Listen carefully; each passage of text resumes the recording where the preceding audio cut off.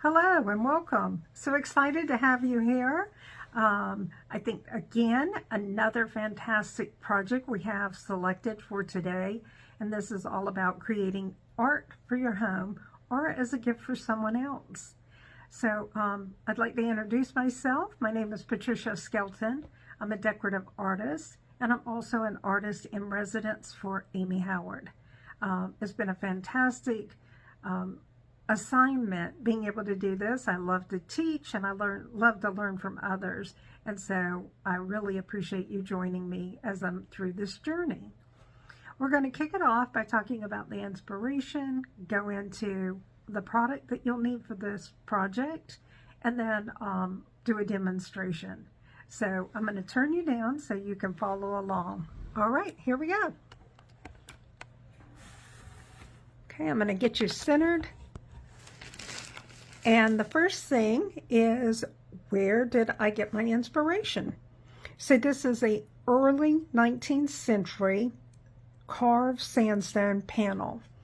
So sometimes things that inspire you are not where somebody else already has created it. It could just be you're looking at the color, you're looking at the graphics. It could be, this could be on a piece of furniture, but today we're going to use it on a piece of wood paneling, which is for a canvas.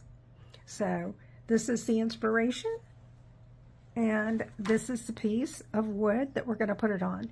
I typically pick these up at Hobby Lobby. A lot of times you can get them for half off. This particular piece I found at the dollar store. It's great quality, and for a sample I thought this would be wonderful to demonstrate with.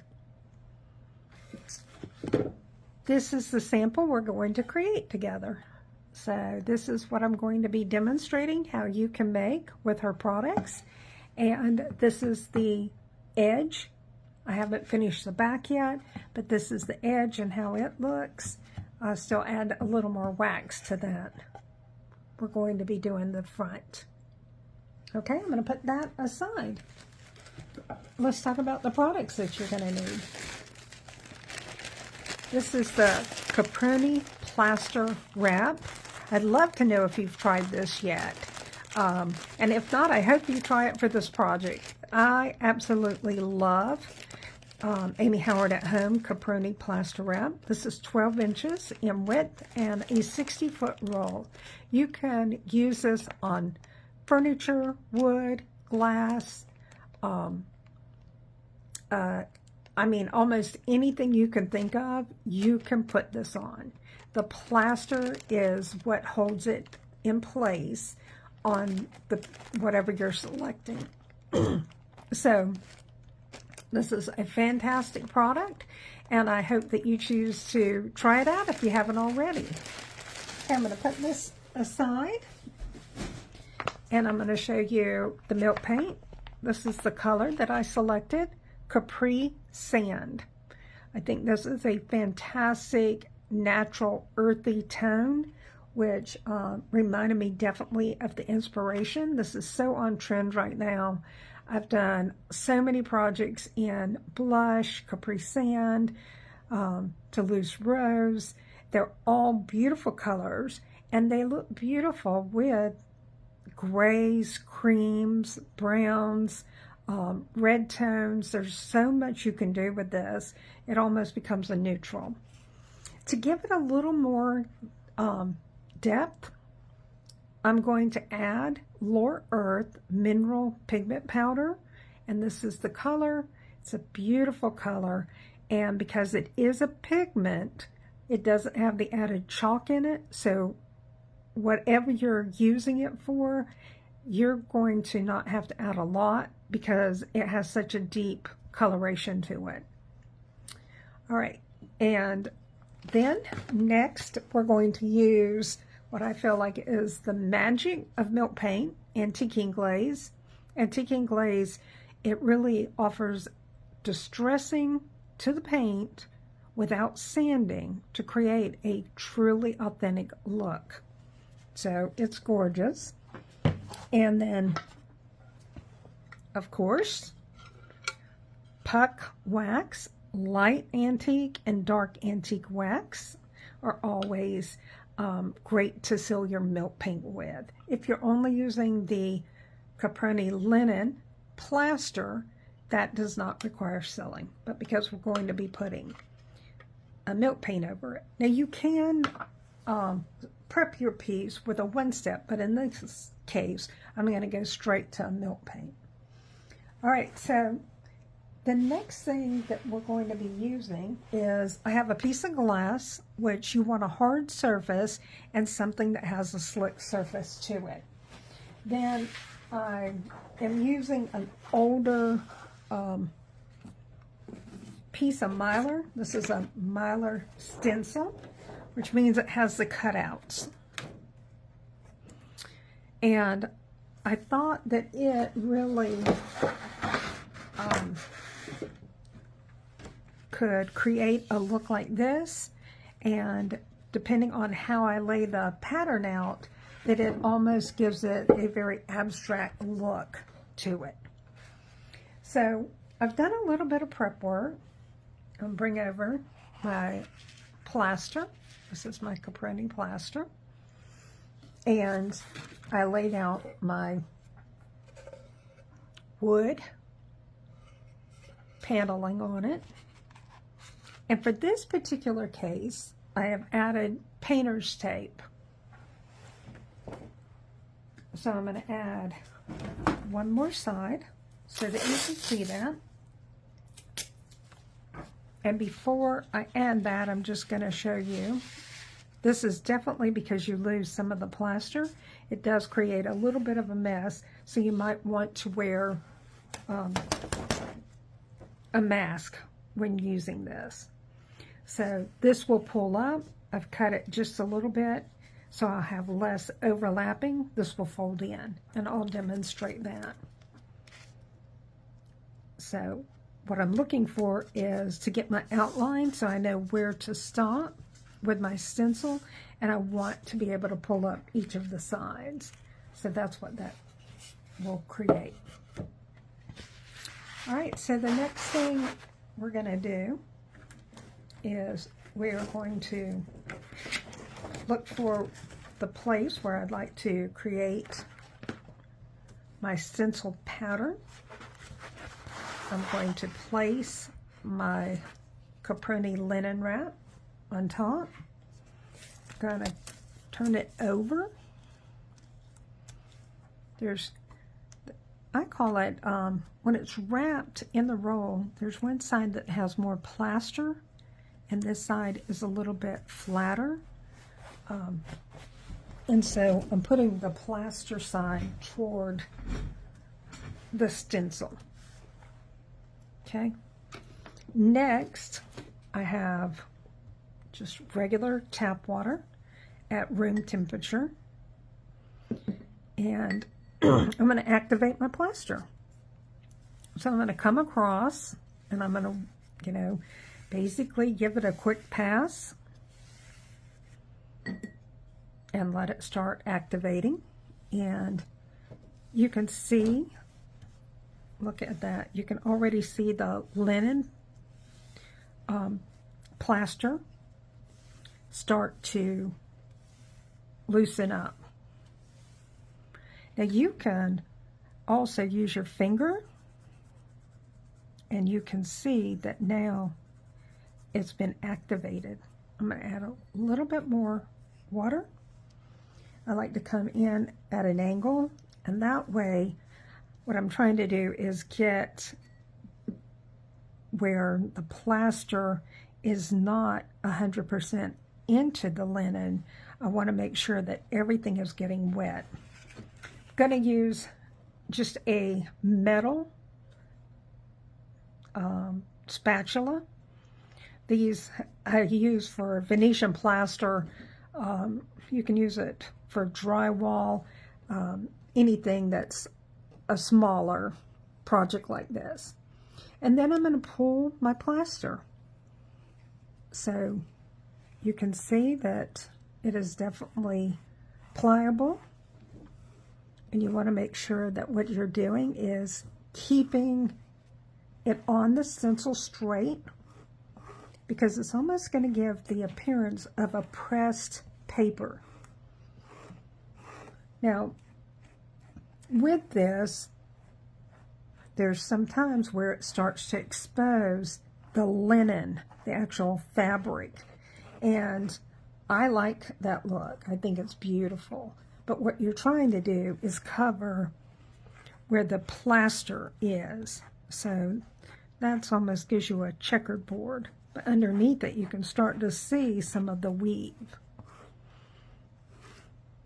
Now, this is also something when you're just adding it to a table, you can do this just by your hand.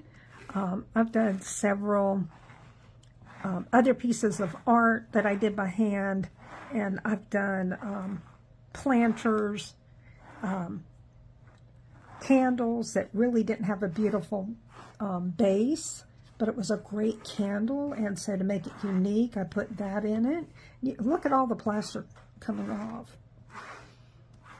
So one of the things is because you're pressing it down into this stencil, you're creating more plaster because not all of it is going to be in the actual, some of it will be at a deeper depth because you're pushing it through the actual plaster, the stencil. I think one of the things is, it's one thing when you're working on a project and another thing working on the project and describing it at the same time. So hopefully you get the idea. And then, of course, ask questions. There's never a question that, you know, is, I don't like to say a dumb question, but there's not. Everybody has to learn. Anybody that's an expert started as a beginner. Okay, now that I have my plaster laid out, I'm going to just take a look. Okay, I'm going to come back. All right, so now what we want to do is give this a little bit of heat so that when it pulls up, that it doesn't stick to the piece of glass. And that's why you do want something that has a slick surface instead of a piece of wood. It has a tendency to lift better. Now you can see too, look, you can start to see the design from the plaster. The sides I'm leaving because when we do the sides of the frame, we're going to activate that plaster just by using our hands instead of using the same principle. They're going to be more textured than the front, which I think also is beautiful. The actual piece of art that I did this in the center, and then I used a frame and covered it in the Caproni wrap. And so it has two different textures, and it, you know, gives it definitely a beautiful appeal. Okay. You just want to, it's starting to get white. It's still gray, I can tell. And what will happen is it's going to, if it's not fully dry, it's going to pull too much plaster off of it. You can use a blow dryer, you can use a heat gun, or allow it to dry overnight. And, you know, typically 1 to 2 hours is probably enough time. But I do like to let, if I'm working on a couple of projects, I like mine that allowed to be thoroughly dry. I feel that it takes the milk paint better. Alright, we're going to take a look at this and keep in mind, see now you can really see the white plaster drying, so that tells you But definitely this side is going to be nice and dry. I like to keep my heat gun typically around a 5, especially if I'm working with milk paints. You can crack your milk paint, and it's not a pretty crack, it's almost a bubbling effect. Alright, you can start to see some of the... So I think that this will give you an idea. What we might get is a little more lift than what I would like to have. So let's see how we look here. Oh, pretty good. Okay. And see how it left? It's almost like a press paper. So we are ready to pull off our tape. This is where the linen is exposed, and for me, I think that's beautiful, so I don't mind that at all. But you want to not have this look when you're done with your project. Okay, so we're going to put the stencil aside. I'm going to bring back paper to work on. Okay, so now typically you would only need the plaster for it to adhere to something. In this case, because I created a flat plaster and already dried it, I use a white glue, which is a wallpaper glue. And this is the same thing I've done on art that I create that is not already attached. So now I'm going to show you how to attach it to the sides. So the sides, make sure we have a good view for you. Let me lift this just a little bit. Okay. So this would be glued down, and then you're going to have your linen plaster flat. Okay, and now you do the same process. You're going to wet it, and you can start to see the plaster get soft. Okay, and you can just use your fingers. I like to go in circles, and you can feel it start to stick like glue. Sometimes I'll pick it up and then I put it back down. And so let's just do the underbelly, because I can lay it flat and show you a better demonstration. Okay, and look at that.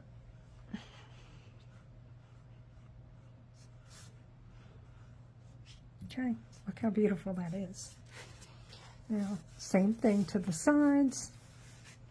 Then you want to create as little overlap as possible when you're using the wrap. And in fact, I've cut my piece to where it's a very small overlap, and you can just fold it. This is the corner, and then when you again activate the plaster, you'll start to see this give the appearance of just being one piece.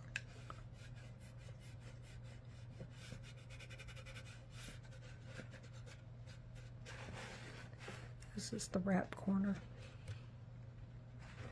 Okay, now for demonstration purposes, I have a step out ready, and here it is. Okay, and now we're going to use the Capri Sand milk paint, grab a towel. I think every project I've shown you, I always say, and this one's messy, but I think they all are. So it's part of the fun of being creative. Okay, so with milk paint, it's 1-to-1 when you're painting. And the one thing that's very important is you have to continuously keep this mixed up because it will settle to the bottom. I use room temperature water. I use just a regular measuring spoon. And this is 2 tablespoons of water. Okay.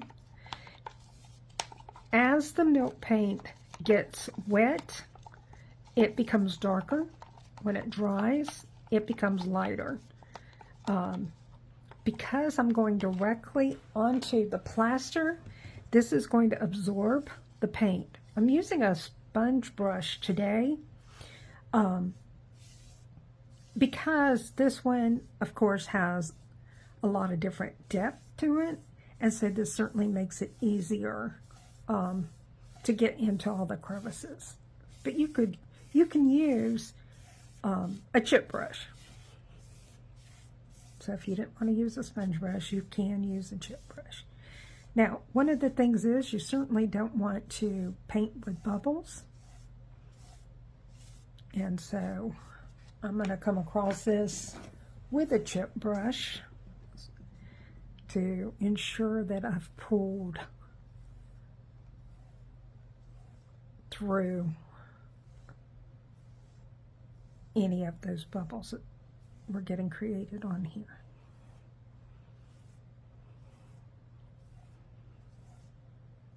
Okay, and go back and let's see if we can add some more paint.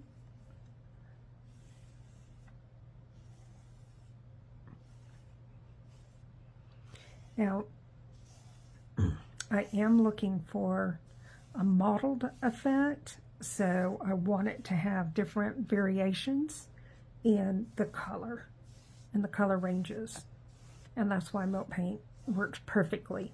If you wanted it just a flat matte finish, you could use 1 step.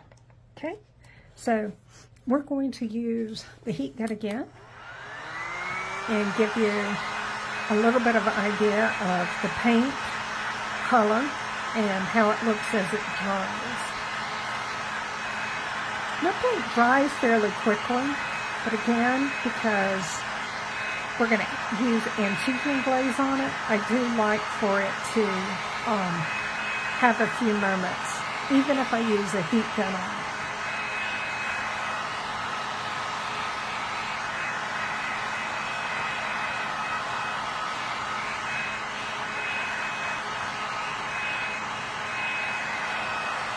Okay, so you can start to see the color, and we're going to go ahead and take the next step out.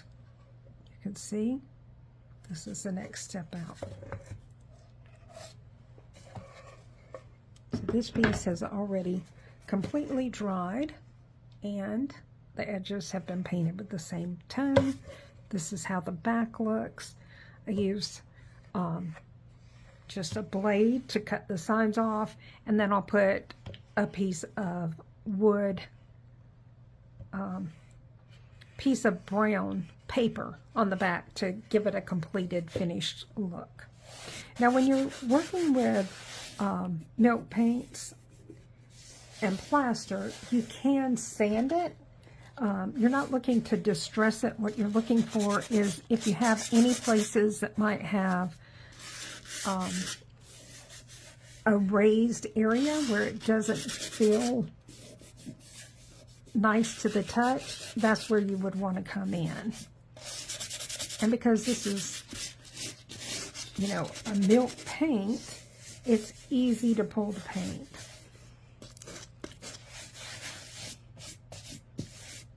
Okay. So now we're going to come in with our second coat. This is 2 tablespoons of the Capri sand, and then probably a half a teaspoon of Lower Earth. And you can see what the color is so bright. For this one, I created more of a glaze. Creating a glaze from this just basically means instead of 1-to-1, you can go 2 or 3 water to 1 thing of milk paint. Now, mixing milk paint and your pigment, mineral pigment powder, you always do that dry, and you mix as much pigment as you want the shade to be, because whatever it looks like in the dry form is how it will look dried. So dried milk paint looks the same after. So we're going to come across. You can see how rich this is. And again, I'm fine with it not going into every place. We're going to use antiquing glaze on top of it. Okay, so we're going to need to go ahead and give this a quick dry.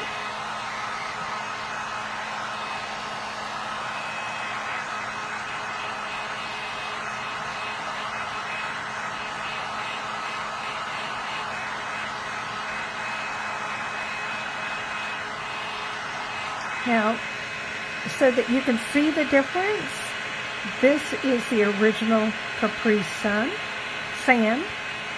and then this is Capri sand with the Lower Earth.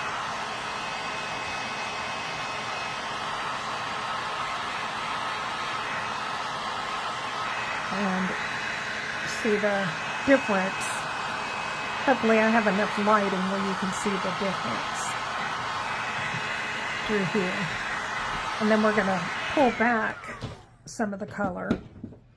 So to do this, we're using antiquing glaze. We're using a seawool sponge, natural.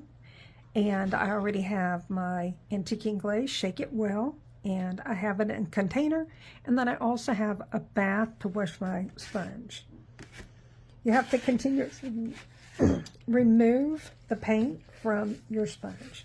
First thing you do, you're going to come in and you're going to cover the entire piece. You want to be random. Don't go in a line. However you put this on, it will show patterns. So the first thing that you're doing is you are just going to give your surface a wet pass. So this is similar to what we did with the plaster. You are allowing this to reactivate your milk paint. So this is my brush applicator, my sponge, and it removed, you can see the color, it removes some, but we're going to give it another pass now. And this time, we're coming in, we're going to push in. It's not wiping, it's just push in, pull, push in, pull. And again, it's random. I like to turn my sponge brush in different ways. And now you can really see where the two different colors. And again, this will dry much lighter. So right now your variation looks pretty strong. It will change. Okay, and we're going to do just a little more.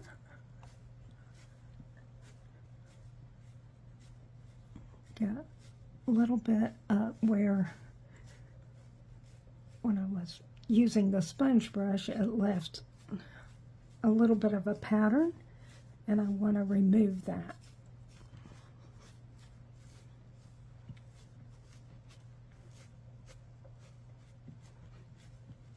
Okay, I think that, let's work on that. Okay, I think that looks good. Now, the good thing is you can come back and take off more. So it is always, you know, great to less is better situation, because taking off too much, you can add more to it. But if you go lighter, then what you will find is that you can always come back and take off another layer. You can see how great coverage this milk paint is. So thin, just like water, but underneath this was a white, so you can really see the difference of milk paint and what it does for you. Okay.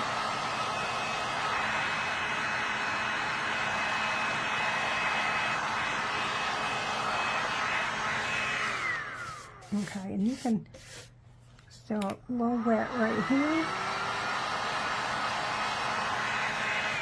Look at that, just a second. What we're going to prepare while this is cooling down is we're going to get ready for antique wax. This is the light puck. This is when you purchase paint from Amy, it comes in this, and this makes a perfect place for you to be able to take off some of your wax. So with the wax, you really want to ensure that you're getting plenty on your brush, but what you don't want is clumps onto your painting. We want our art to have a beautiful, nice sheen. Okay, so we're going to start at the edge, and the other thing that you will find is look at the color that comes out from adding wax. So okay, and you can turn and get more wax. Take more off, come in at the corners,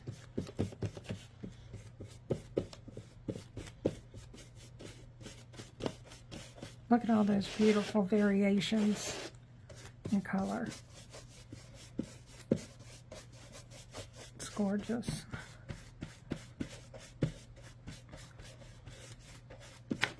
I had never used milk paint until I was introduced to Amy Howard's milk paint when I took the Old World finishing course, and I don't know how I ever lived without it. It's so beautiful. I think I paint everything with this now. It's just such a beautiful color. Okay, so of course with adding wax, you can highlight with your brown wax. Let me get a different brush. Same thing. You want to get plenty on here, and then ensure that you take out. And I'm going to get a little more. And again, make sure it's nice and smooth and well dispersed. Okay, so this time we can come around the edges again, but we want to get some of these crevices. So what you're going to feel for is when you first put the wax on, you'll get a greasy feel. Before you apply your second coat, your brown layer, you want it to feel almost tacky, a tacky feel. So this is the corner.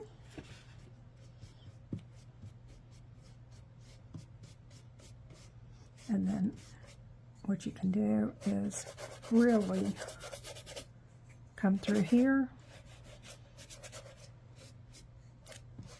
where you can grab the edges.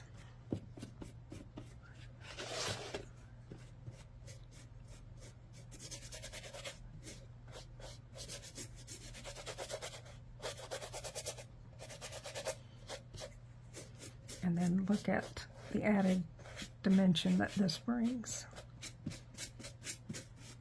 So this really picks up a lot of that dimensions of the stencil, because it's all one color, different values of the color, but it's one color. So with this, you can really start to see it pop as you add the brown wax. Okay, now usually what I would do next is I would come back, I want it to be tacky, and I would add dust of ages. But in this case, I want to create a lighter finish for the top instead of going gray. And so what I'm going to do is I'm coming back to Capri Sand. I put a dry brush in, have a little bit on my paintbrush tips, and then again come by.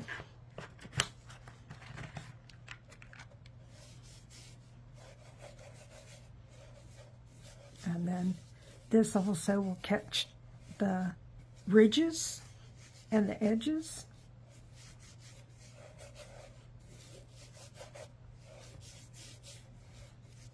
Okay, and then you want to come back with a lint-free cloth.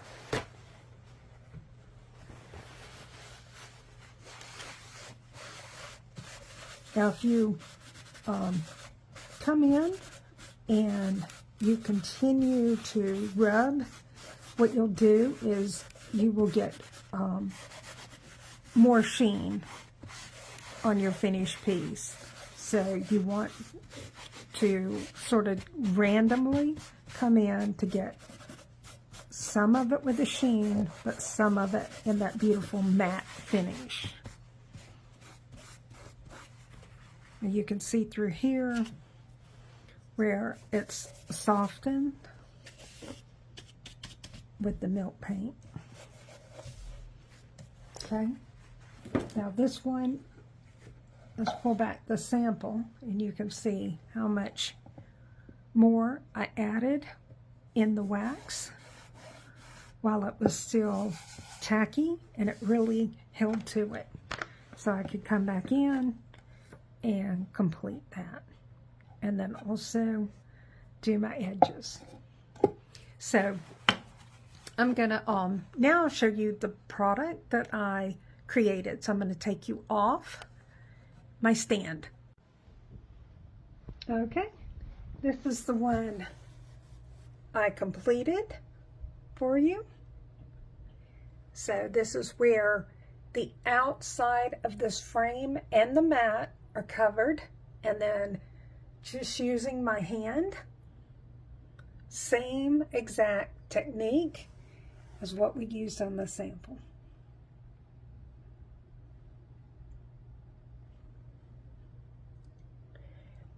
Now the Caproni linen wrap, this is a piece with the same stencil using half and one step on the other side, and then gold. This is a gold leaf trim. Save all of the pieces that you cut, because this piece is created by using the extra little pieces with some gold paint and one step. And so the side of this is done in gold. This was another piece that was really fun to create. And this one is just the Capri Sand. So I didn't use Lore Earth.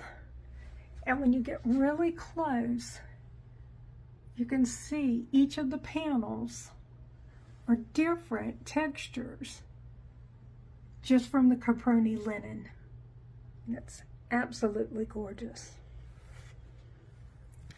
So I certainly hope you enjoyed today, And this was originally, I set it up with the vanity that I had shown on another episode. All right, that's it for today.